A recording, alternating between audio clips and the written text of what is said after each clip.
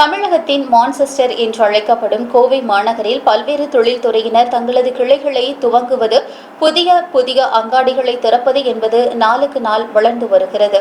இதனை குறிவைத்து திருநங்கைகள் வலம் வருவது கோவையின் பெருமைகளை சீர்குலைக்கும் வகையில் அமைந்துள்ளது. குறிப்பாக புதியதாக திறக்கப்படும் கடைகளுக்கு முன்னர் குழுவாக சேர்ந்து கொள்கின்றனர். பின்னர் கடை திறந்தவுடனே சிறப்பு விருந்தினர்கள் இருக்கும் போதே வந்து பணம் கேட்டு மிரட்டலும் விடுகின்றனர். இதனால் அந்த சமயத்தில் செய்வதறியாது பணத்தையும் இழந்து விடுகின்றனர் கடை உரிமையாளர்கள். இதேபோல கோவை ஆர்எஸ்புரம் பகுதியில் ஷிங்க் எனும் கிரிக்கெட் விளையாட்டு உபகரணங்கள் விற்பனை செய்யும் கடை திறப்பு விழா நிகழ்ச்சி நடைபெற்றது.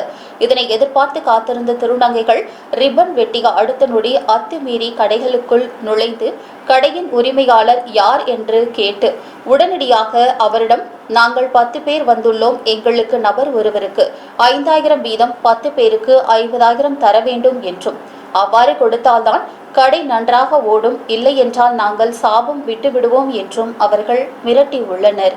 இதனால் செய்வதறியாது திகைத்து போன கடை உரிமையாளர் தன்னிடம் இருந்த 501 ரூபாயை எடுத்து அவர்களிடம் வழங்கி, பிறகு வாருங்கள் உங்களுக்கு தருகிறேன் என்றும் அவர் தெரிவித்துள்ளார். ஆனாலும் 501 ரூபாயை நாங்கள் உன்னிடம் பிச்சை கேட்டு வரவில்லை, எதற்கு இந்த 501 ரூபாய், இதனை நீயே வைத்துக்கொள் என்று திருப்பி அவரிடமே கொடுத்துள்ளனர். இந்த விழாவில் சிறப்பு விருந்தினராக வருமான வரித்துறை அதிகாரி பிரபாகரன் அவர்கள் கலந்து கொண்டார்.